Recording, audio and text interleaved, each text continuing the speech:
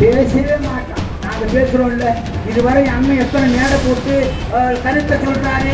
இந்த ரெக்கார்டை போட்டுக்கிட்டு ஒகே சூரியன் ஒகே சூரியன் ஒகே சூரியன் ஒகே சூரியன் எங்களை உடனே தன்னதான் போட்டுட்டா படுவாவி பயன்ல. இன்னும் நம்ம பாதுகாப்பதற்கு இருக்கிறோம்.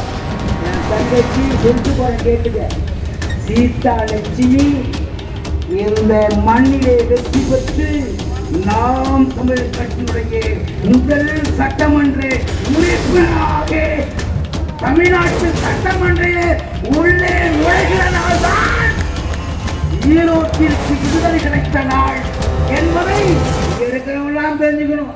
5000 ரூபாய் கொடுப்பான், 10000 ரூபாய் கொடுப்பான்.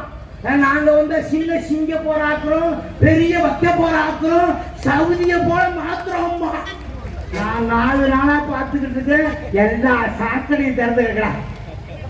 போன தேர்தலில் எங்க ஐயா EVKS இளங்கோ நிற்கும் போது முரசு சொன்னான், இதே ஐயாவுக்கு வயசு மூப்பு ஆகி போச்சா, எப்போ எது நடக்குன்னு தெரியாதுரா, தயவு செய்து என் தம்பி ஓட்டு போடுறான்.